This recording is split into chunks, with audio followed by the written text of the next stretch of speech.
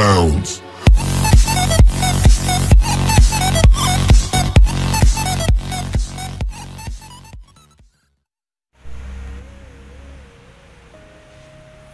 So what's up mga kapadyak? So ibabike check lang natin itong 2-team cruiser. So ayan.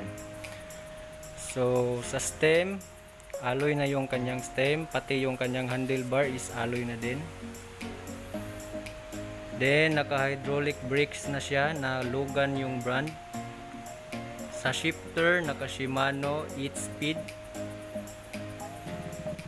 Then sa fork naman naka manual lockout.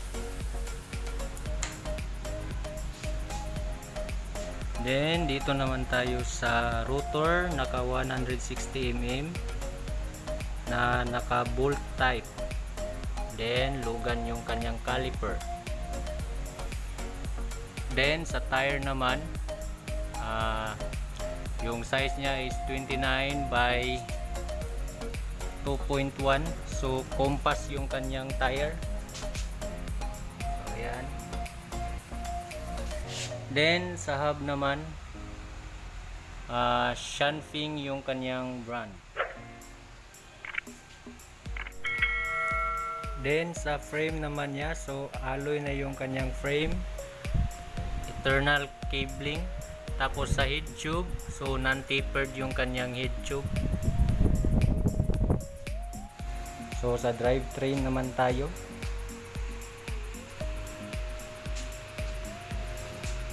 So sa drivetrain, so naka 1x sit up siya, 1x8. So ayan. Alloy na yung kanyang crank na Pro Wheel ang brand. Then yung RD, Shimano Tourney. Then yung cogs niya is naka Shanfeng yung brand. So ayan, thread type pa yan.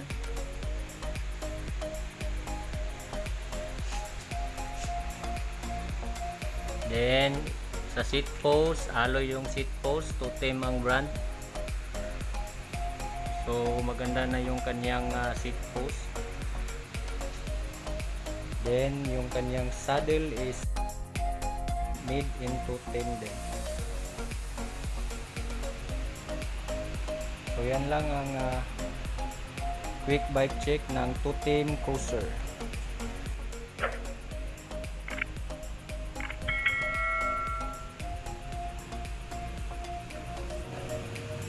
So ride safe mga kapadyak.